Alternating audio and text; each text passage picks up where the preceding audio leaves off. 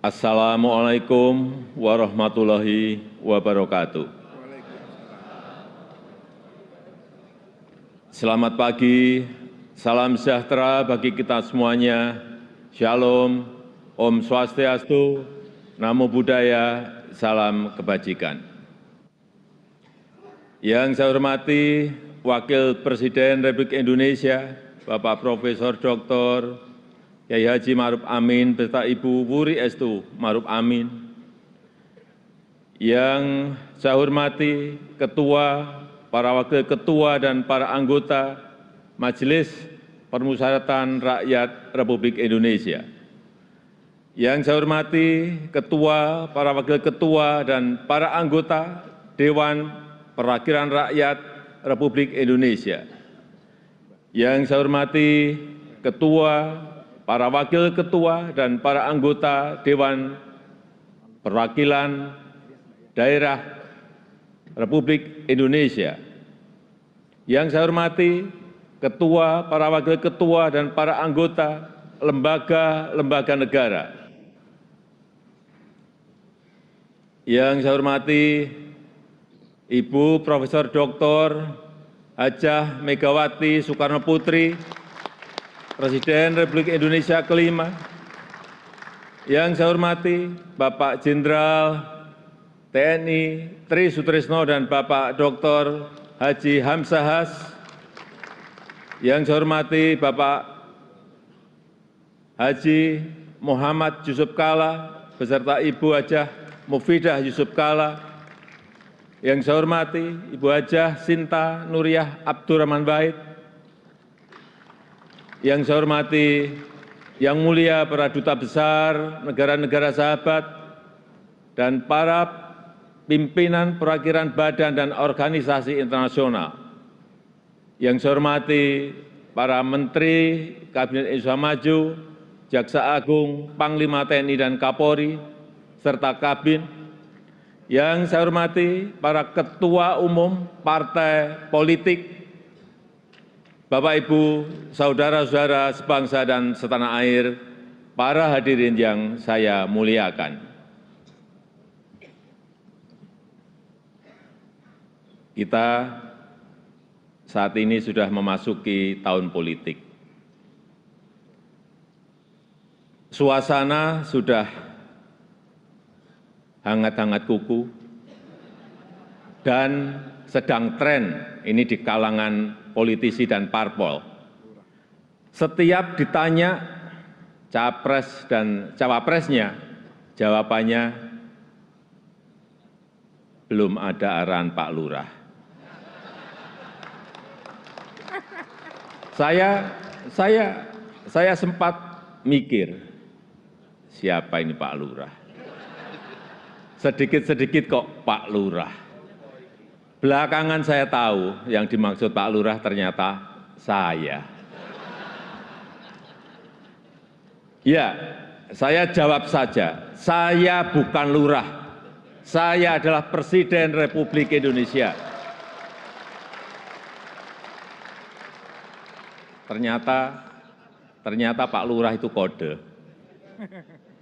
Tapi perlu saya tegaskan, saya ini bukan ketua umum parpol, bukan ketua umum partai politik, bukan juga ketua koalisi partai. Dan sesuai ketentuan undang-undang, yang menentukan capres dan cawapres itu adalah partai politik dan koalisi partai politik. Jadi saya ingin mengatakan, itu bukan wewenang saya, bukan wewenang Pak Lurah, bukan wewenang Pak Lurah. Sekali lagi, walaupun saya paham ini sudah menjadi nasib seorang presiden untuk dijadikan paten-patenan dalam bahasa Jawa, dijadikan alibi, dijadikan tameng. Bahkan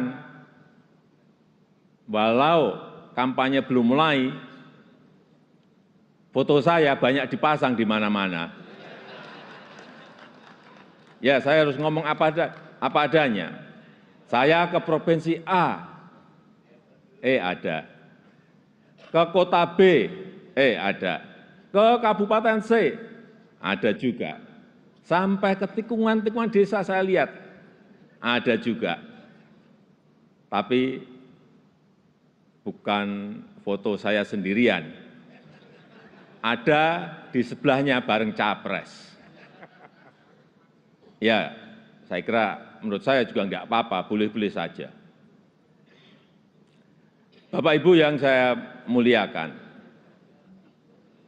posisi presiden itu tidak senyaman yang dipersepsikan. Ada tanggung jawab besar yang harus diemban, banyak permasalahan rakyat yang harus diselesaikan. Dan dengan adanya media sosial seperti sekarang ini, apapun bisa disampaikan kepada presiden. Mulai dari masalah rakyat di pinggiran, sampai kemarahan, sampai ejekan, dan bahkan makian, dan fitnahan, bisa dengan mudah disampaikan dengan media sosial. Saya tahu ada yang mengatakan saya ini bodoh, pelongo-pelongo, tidak tahu apa-apa, Fir'aun, tolol. Ya enggak apa-apa. Sebagai pribadi saya menerima saja. Tapi yang membuat saya sedih, budaya santun dan budaya dan budi pekerti luhur bangsa ini kok kelihatannya mulai hilang. Kebebasan dan demokrasi digunakan untuk melampiaskan kedengkian dan fitnah. Polusi di wilayah budaya ini, sekali lagi polusi di wilayah budaya ini sangat melukai keluhuran budi pekerti bangsa Indonesia yang besar. Memang tidak semua seperti itu. Saya melihat mayoritas masyarakat juga sangat kecewa dengan polusi budaya tersebut.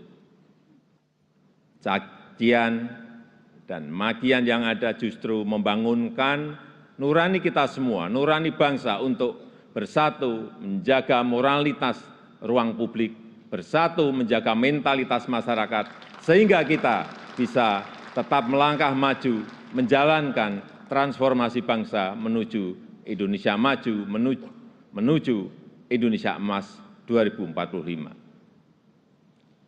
Ini yang bolak-balik saya sampaikan di setiap kesempatan, bahwa Indonesia saat ini punya peluang besar untuk meraih Indonesia emas di 2045, meraih posisi jadi 5 besar kekuatan ekonomi dunia. Kita punya kesempatan, dan tidak hanya peluangnya saja, tetapi strategi meraihnya sudah ada, sudah dirumuskan. Tinggal apakah kita mau memfokuskan energi kita untuk bergerak maju, atau justru membuang energi kita untuk hal-hal yang tidak produktif, yang memecah belah, bahkan yang membuat kita melangkah mundur. Bapak, Ibu, saudara-saudara sebangsa dan setanah air, para hadirin yang saya muliakan. Bonus demografi yang akan mencapai puncak di tahun 2030-an adalah peluang besar kita untuk meraih Indonesia emas 2045. 68% adalah penduduk usia produktif. Disinilah kunci peningkatan produktivitas nasional kita. Selanjutnya, peluang besar yang kedua adalah international trust yang dimiliki Indonesia saat ini, yang dibangun bukan sekedar melalui gimmick dan retorika semata, melainkan melalui sebuah peran dan bukti nyata keberanian Indonesia dalam bersikap.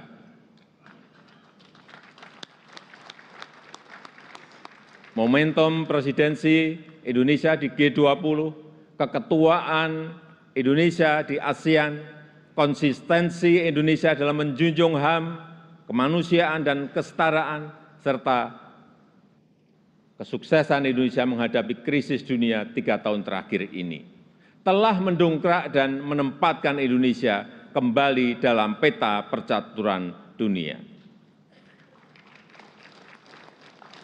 Dan di tengah kondisi dunia yang bergolak akibat perbedaan Indonesia dengan Pancasilanya, dengan harmoni keberagamannya, dengan prinsip demokrasinya, mampu menghadirkan ruang dialog, mampu menjadi titik temu dan menjembatani perbedaan yang ada. Lembaga think tank Australia, Lowy Institute, menyebut Indonesia sebagai middle power in Asia dengan diplomatic influence yang terus meningkat tajam, dan Indonesia termasuk satu dari 6 negara Asia yang mengalami kenaikan comprehensive power. Tapi kemudian ada yang bilang, memang kenapa dengan international trust yang tinggi, rakyat kan makannya nasi. International trust nggak bisa dimakan. Ya, memang nggak bisa. Sama seperti jalan tol nggak bisa dimakan. Ya memang. Nah, ini contoh menghabiskan energi untuk hal-hal yang tidak produktif. Tapi tidak apa-apa. Saya malah senang, memang harus ada yang begini-begini, supaya lebih berwarna, supaya tidak monoton dunia ini. Bapak Ibu yang saya muliakan, dengan international trust yang tinggi, kredibilitas kita akan lebih diakui. Kedaulatan kita akan lebih dihormati. Suara Indonesia akan lebih didengar, sehingga memudahkan kita dalam setiap bernegosiasi. Peluang tersebut harus mampu kita manfaatkan. Rugi besar kita jika melewatkan kesempatan ini, karena tidak semua negara memilikinya dan belum tentu akan kembali memilikinya. Sehingga strategi pertama untuk memanfaatkan kesempatan ini adalah mempersiapkan sumber daya manusia Indonesia. Kita telah berhasil menurunkan angka stunting menjadi 21,6% di 2022 dari angka sebelumnya 37%. Menaikkan indeks pembangunan manusia menjadi 72,9 di 2022. Menaikkan indeks pemberdayaan gender menjadi 76,5 di tahun 2022.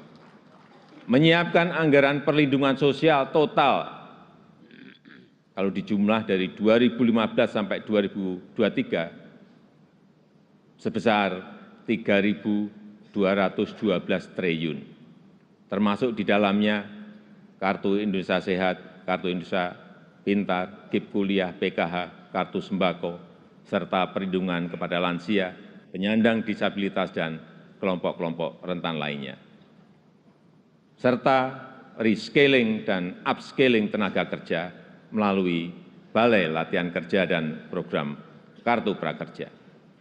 Di saat yang sama, SDM yang telah kita persiapkan harus mendapatkan lapangan kerja untuk menghasilkan produktivitas nasional. Sehingga kita juga harus mengembangkan sektor ekonomi baru yang membuka lapangan kerja sebanyak-banyaknya, yang memberikan nilai tambah sebesar-besarnya. Disinilah peran sektor ekonomi hijau dan hilirisasi sebagai window opportunity kita untuk meraih kemajuan. Karena Indonesia sangat kaya sumber daya alam, termasuk bahan mineral, hasil perkebunan, hasil kelautan, serta sumber energi baru dan terbarukan. Tapi kaya SDA saja, kaya sumber daya alam saja tidak cukup. Jadi pemilik saja juga tidak cukup. Karena itu akan membuat kita menjadi bangsa pemalas yang hanya menjual bahan mentah kekayaannya tanpa ada nilai tambah, tanpa ada keberlanjutan. Saya ingin tegaskan, Indonesia tidak boleh seperti itu. Indonesia harus menjadi negara yang juga mampu mengolah sumber dayanya, mampu memberikan nilai tambah dan mensejahterakan rakyatnya. Dan ini bisa kita lakukan melalui hilirisasi yang sudah ratusan kali saya sampaikan, puluhan kali saya sampaikan. Hilirisasi yang ingin kita lakukan adalah hilirisasi yang melakukan transfer teknologi, yang memanfaatkan sumber energi baru dan terbarukan, serta meminimalisir dampak lingkungan. Pemerintah telah mewajibkan perusahaan tambang sekarang ini untuk membangun pusat pembibitan, membangun pusat persemaian, untuk menghutankan kembali lahan pasca tambang, pasca penambangan.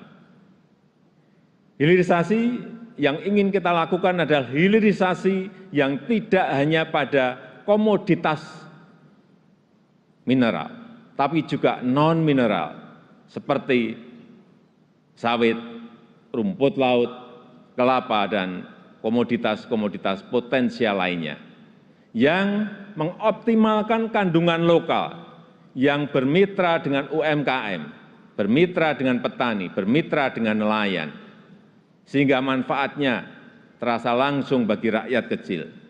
Upaya ini sedang kita lakukan dan harus terus dilanjutkan.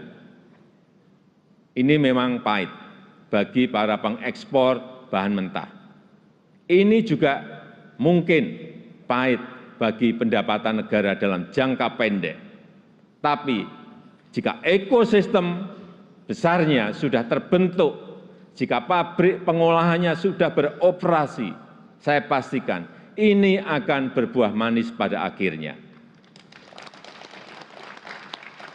Terutama bagi kesejahteraan masyarakat Indonesia. Sebagai gambaran, setelah kita stop ekspor nikel ore di tahun 2020, investasi hilirisasi nikel tumbuh pesat. Kini telah ada 43 industri pengolahan nikel yang akan membuka peluang kerja yang sangat besar. Ini baru satu komoditas. Dan jika kita konsisten dan mampu melakukan hilirisasi untuk nikel, kemudian tembaga, kemudian bauksit, kemudian CPO, dan rumput laut, dan yang lain-lainnya, berdasar hitung-hitungan perkiraan, dalam 10 tahun pendapatan per kapita kita, dalam 10 tahun mendatang, pendapatan per kapita kita akan mencapai 153 juta. Atau 10.900 US dollar. Dalam 15 tahun, pendapatan per kapita kita akan mencapai 217 juta rupiah.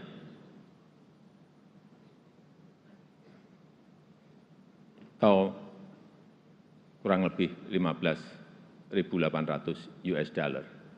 Dan dalam 22 tahun, pendapatan per kapita kita akan mencapai 331 juta rupiah atau 25.000 US dollar.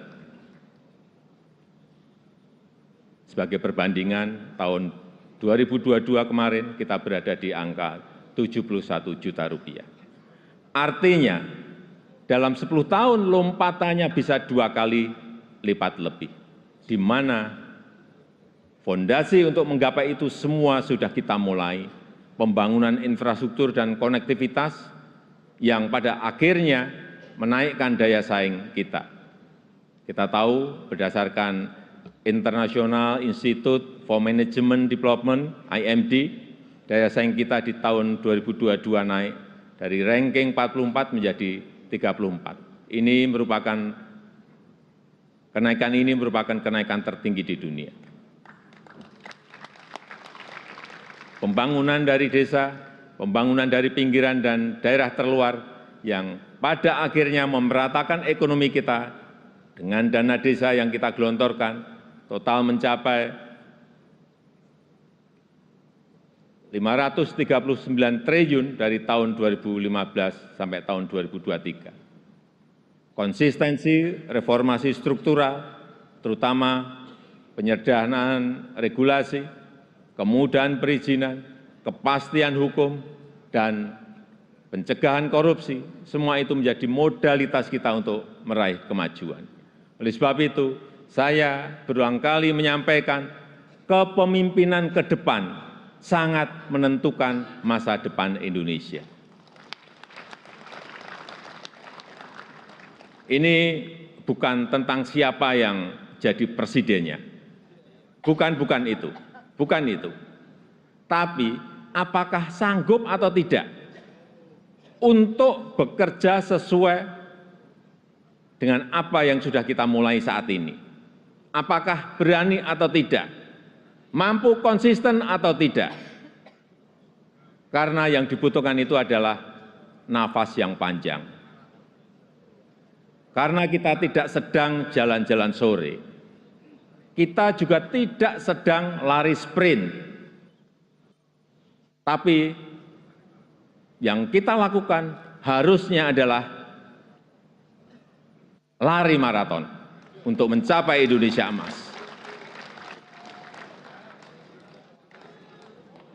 Bapak Ibu yang saya muliakan, tantangan ke depan tidaklah mudah.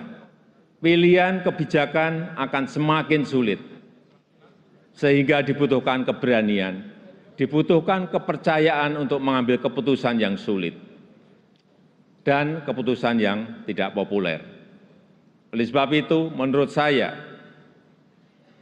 pemimpin itu harus punya public trust, karena kepercayaan adalah salah satu faktor penentu bisa berjalan atau tidaknya suatu kebijakan, bisa diikuti atau tidaknya sebuah keputusan. Ini adalah modal politik dalam memimpin sebuah bangsa besar seperti Indonesia. Selain itu, seorang pemimpin juga membutuhkan dukungan dan kerjasama dari seluruh komponen bangsa.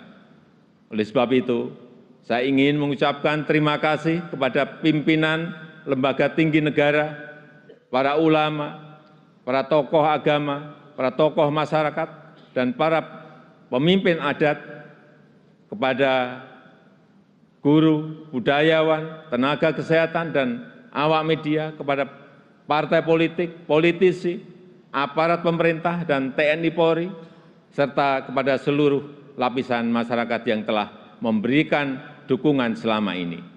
Saya juga menghargai upaya MPR dalam memperkokoh fondasi kebangsaan, meningkatkan pemahaman ideologi bangsa, mengkaji substansi dan bentuk hukum pokok haluan negara, serta menguatkan kerjasama internasional untuk berkontribusi pada pemecahan persoalan global.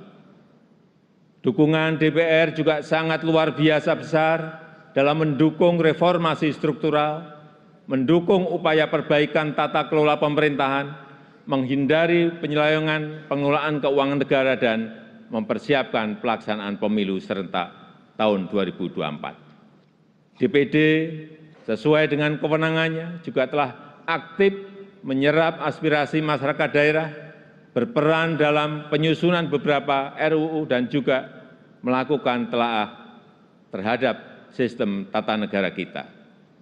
Kontribusi BPK juga sangat signifikan dalam mendorong pertanggungjawaban anggaran serta perbaikan berkelanjutan program prioritas nasional.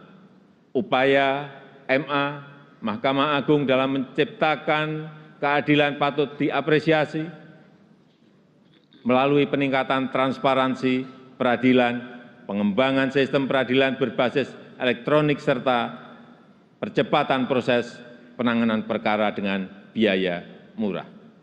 MK, Mahkamah Konstitusi juga terbukti semakin cepat dalam menyelesaikan perkara, transparansi dalam proses persidangannya, dan mempermudah pelayanan para pencari keadilan. KY, Komisi Yudisial, terus aktif melakukan advokasi, pelatihan, dan investigasi, menjatuhkan sanksi tegas terhadap hakim yang melanggar untuk menegakkan kehormatan, keluhuran, martabat, dan perilaku hakim. Selain itu, saya juga mengucapkan terima kasih kepada Bank Indonesia, OJK, LPS, KPK, Ombudsman, KPU, Bawaslu, Komnas HAM, dan lembaga-lembaga nasional lainnya yang telah berkontribusi sesuai peran dan kewenangannya. Semoga Allah SWT, Tuhan Yang Maha Esa, senantiasa mempermudah upaya kita dalam meraih Indonesia maju yang kita cita-citakan.